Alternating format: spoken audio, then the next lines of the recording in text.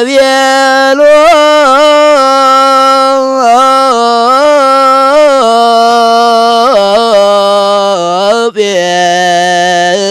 ጴጥሮስ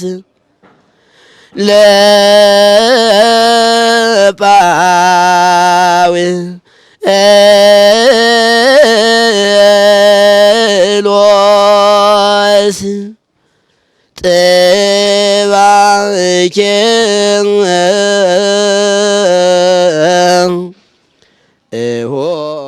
በስመ አብ ወወልድ ወመንፈስ ቅዱስ አሐዱ አምላክ።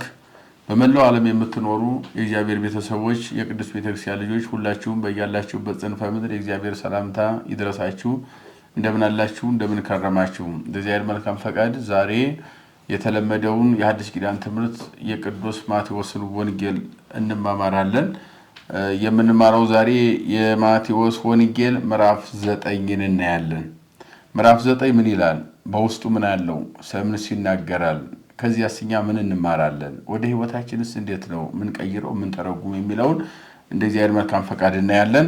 እንግዲህ ሲጀምር ወደ ታንኳ ወጥቶ ተሻገረና ወደ ከተማ ደረሰ። እንግዲህ ታንኳ መጀመሪያም በ8 ላይ ምዕራፍ እንዳየነው በታንኳው ላይ ተሻግሮ በባህር ላይ ይሄድ ነበር። ብዙ ጊዜ ጌታችን አምላካችን መድኃኒታችን ኢየሱስ ክርስቶስ ሐዋርያትን አስከትሎ ማይበል ሲነሳ ጸጥ እያደረገላቸው ለጥያቄያቸው መልስ እየሰጠ እነሱም ጥቡዓን እንዲሆኑ ፍሩሃን የነበሩ ጥቡዓን እንዲሆኑ እንደገና አምላክነቱንም እየገለጸላቸው እንደ ሰውነቱ ይተኛል ያንቀላፋል፣ እንደ አምላክነቱ ደግሞ ባህርና ማይበልን ሁሉ ጸጥ ያደርጋል፣ መርከብን በባህር ላይ በሰላም እንዲሻገር ያደርጋል። ያንን ተሻግሮ በሄደ ጊዜ በታንኳ ተሻግሮ ወደ ከተማው ደረሰ። እነሆ አንድ መጻጉዕም በአልጋ ተሸክመው ወደ እርሱ አመጡ። ጌታችን ኢየሱስ ክርስቶስ እምነታቸውን አይቶ መጻጉዕን ልጄ ሆይ ጽና፣ ኃጢአትህ ተሰርዮልሃል አለው። እነሆም ከጸሐፎች መጥተው በልባቸው ይሳደባል ተባባሉ። ጌታችን ኢየሱስ ሐሳባቸውን አውቆ እንዲህ አላቸው፣ በልባችሁ ለምን ክፉ ነገር ታስባላችሁ? ይሄው ድውይ ህመም ይዘው መጡ። ያን ህመሙን እነሆ ጽና አይዞህ ብሎ ጌታችን ኢየሱስ ክርስቶስ አጸናው። በሚያጸናው ጊዜ ይህንን ሰዎች የማይቀበሉ እንግዲህ ጸሐፍት የምንላቸው ብዙ ነገዶች አሉ።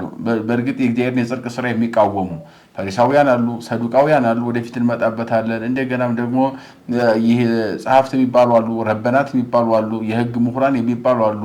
እነዚህ ሁሉ በአጠቃላይ ለጽድቅ ስራ ጥላት ሆነው ተሰልፈው የነበሩ የአይሁድ የተለያየ ነገድና የሸንጎ አባላትና የሸንጎ መሪዎች ናቸው ማለት ነው። ስለዚህ እነኚህ ሁሉ ይከራከሩ ስለነበረ አድንልን ብለው አንጥተው እሱ ካዲያነ በኋላ እንደገና መልሰው የሚቃወሙ ሰዎችና ይሳደባል ጭራሽ ብለው እንደተከራከሩት በዝርዝር ይነግረናል። አንደኛ ይሄ ነው ማለት ነው።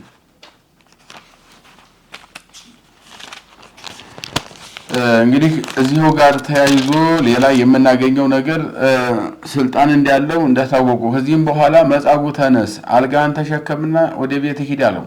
ተነስቶም አልጋውን ተሸክሞ ወደ ቤቱ ሄደ። ህዝቡም አይተው አደነቁ። እንዲህ ያለውን ስልጣን ለሰው የሰጠ እግዚአብሔርን አመሰገኑ ይላል።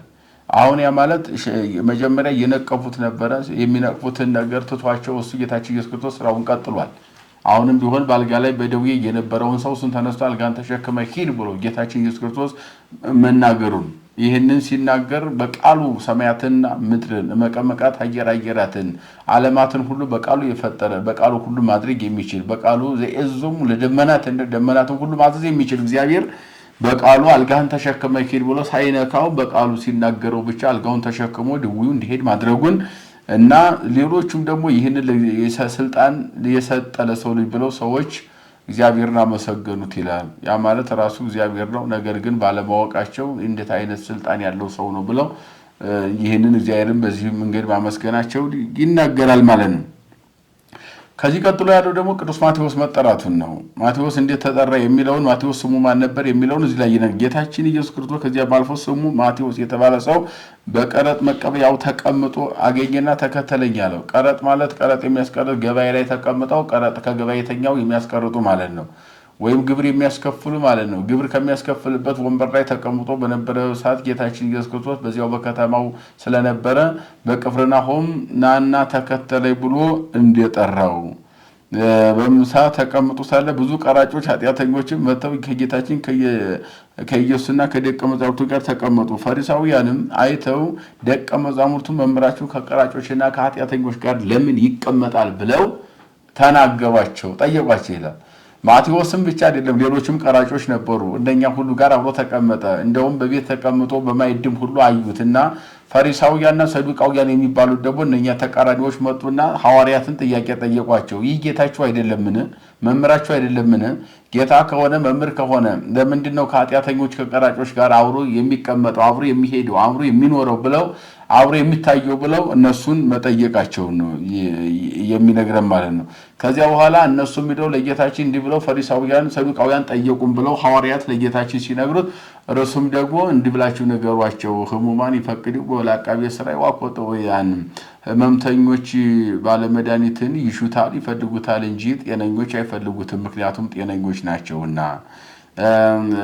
ስለዚህ በሌላ አንፃር ሲተረጎም ደግሞ በኃጢአት የታመሙ ሰዎች እነሱ ቀራጮቹ እነኚህን አግኝቻቸዋለሁ እኔ የመጣሁት እኔ መድኃኒታቸው ከኃጢአት እስራት ልፈታቸው ላድናቸው መጥቻለሁ። ስለዚህ የመጻይኩ ጸው ጻድቃን አላ ኃጥአን ለንስሐ የሚገባቸውን ንስሐ ሰጥቼ ህይወትን ላድላቸው ለኃጢአተኞች መጣሁ እንጂ ንስሐ ለማያስፈልጋቸው ለጻድቃን አይደለም የመጣሁት ብላችሁ ንገሩ ብሎ ጌታችን ኢየሱስ ክርስቶስ ይህንን አዋጅ ማወጁን ይነግረናል ማለት ነው። ከዚያ በኋላ ዮሐንስ ደቀ መዛሙርት ወደ እርሱ መጥተው እኛና ፈሪሳውያን እንጾማለን፣ ደቀ መዛሙርት ለምን አይጾም አሉት።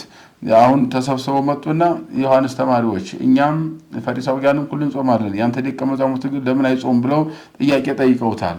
እሱም እይጸውሙ ደቂቁ ለመራዊ እንዘመራዊ ምስሌሆሙ ሙሽራው ከነሱ ጋር ሳለ ሚዜዎች አይጾሙም፣ እነሱ የሚጾሙት ሙሽራው ከሄደ በኋላ ሚዜዎች ይጾማሉ ብሎ ጌታችን አምላካችን መድኃኒታችን ክርስቶስ በዝርዝር ነግሯቸዋል። ዛሬ እኔ ህግን ነው እየሰራ ያለሁት ማለት ነው፣ እያስተማርኩ ነው ያለሁት ማለት ነው። ስለዚህ ሙሽራው እኔ ነኝ።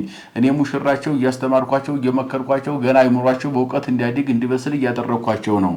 እኔ አስተምሬያቸው ሁሉ ነገር ህግ ጥንቅቅ አድርጌ ሰርቼላቸው እኔ ካረኩ በኋላ ጾም እንዴት እንደሆነ እንዴት እንደሚጾም ያን ጊዜ ጾሙ ያሳዩአቸዋል። ሙሽራው ክርስቶስ እኔ ስሄድ እነሱ ያን ጊዜ ጾም ይጀምራሉ ብሎ ጌታችን ካረገ በኋላ በጸሎት በእንተናቸው ጾማቸውን የሰኔ ጾምን እንደጀመሩ የሚያስረዳው የመጽሐፍ ቅዱስ ክፍል የት ነው ከተባለ ይሄ ነው ማለት ነው። ከዚያ ቀጥሎ ስለ ምኩራቡ ሹም ልጅና ደም ስለሚፈሳት ሴት ነው የሚነግረን። ከዚህ ቀጥሎ ያለው ደግሞ በዚህ ምዕራፍ ላይ የሆነ ሴት ደም ይፈሳት የነበረች ያችን ሴት እርሷን ደሟን እንዲያደረቀላት እንዲያቆመላትና ሰላም እንዲሰጣት እንዲፈወሳት ስለሷ ይነግረናል። ከዚያ ቀጥሎ ደግሞ ስለ ሁለት ዕውራን ነው። ጌታችን ኢየሱስ ክርስቶስ ከዚህ አልፎ በዚያን ሁለት ዕውራን የዳዊት ልጅ ሆይ ራራልን ማረን እያሉ ወደ እርሱ መምጣታቸውን ዕውራን ወደ እርሱ መጡ። ጌታችን ኢየሱስም ይህን ማድረግ እንዲቻለ ታምናላችሁን አላቸው። እነርሱም አዎ ጌታ ሆይ አሉት። እንደው እምነታችሁ ይሁንላችሁ ብሎ አይኖቻቸውን ዳሰሳቸው። ያን ጊዜ አይኖቻቸው ተገለጡላቸው። እምነት ነው። እምነት አላችሁ አይናችሁን እንደማድን እንደምፈውስ ፈውስን ብርሃን እንደምሰጣችሁ ታምናላችሁ። ብርሃናትን የፈጠርክ የብርሃን ባለቤት ሁሉም ማድረግ የምትችል አይንን አይደለም አካልን ሁሉ መፍጠር የምትችል እንደሆንክ እናምናለን የሚል ትክክለኛ ልብ ከአፍ ጋር የተስማማ ምስክርነት በመስከራቸውና ለዚያውም ደግሞ እምነታቸውን አይቶ ልባቸውን ያበራ እግዚአብሔር አይኖቻቸውን እንዲያበራላቸው በዝርዝር ይነግረናል። ከዚያ ቀጥሎ ደግሞ ዲዳ እንደተፈወሰ ነው። እነዚህ ከመጡ በኋላ ጋኔ ያደረበትን ዲዳ ደግሞ ወደ እርሱ መጡ። ያደረበት ጋኔን በወጣ ጊዜ ዲዳ የነበረው ተናገረ። አሁን ዲዳ የነበረ መናገር የማይችል ማለት ነው።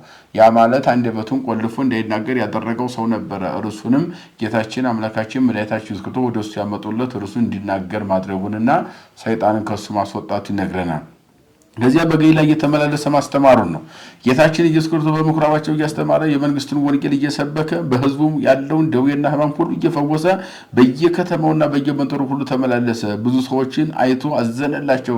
ደክመው ነበርና እረኛ እንደሌላቸው በጎች ተበትነው ነበርና ያን ጊዜ በጣም በሚገርም ሁኔታ ወንጌል እየዞረ አስተማረ ነው የሚለው። ለዚህ ነው በኪደተ እግር ማለት በእግሩ እየተመላለሰ ወንጌልን በመስበክ ጧት ማታ ያለ ረፍት ወንጌልን በመስበክ አርአያ ሆኖ ለሐዋርያት ይህንን ማስተማሩ ወደፊት ያለ ረፍት መስበክ እንዲያለባቸው እንደገና የናወዙ እንደገና ደግሞ ባለመማራቸው ባለማወቃቸው ደግሞ ተስፋ የቆረጡ መንገድ ላይ የቀሩ ግራ የተጋቡ ምእመናን ሁሉ በየመንገዱ እንዲያገኝና እኛን ሁሉ እንዲያጽናና አሁንም እስከ ዓለም ፍጻሜ ድረስ ይህንን ትምህርት ሐዋርያን አበው ከዚያ ሊቃውንት እስካሁን ድረስ ወደፊትም ደግሞ ለዚህ ዓላማ እየተሰለፉ ሰዎች ሁሉ ያለ መታከት ብዙ የሚናውዙ ብዙ የባዘኑ ትውልድን ሁሉ መታደግ ኃላፊነት እንዳለበት አስረግጦ የሚነግረን የወንጌል ክፍል ነው ማለት ነው።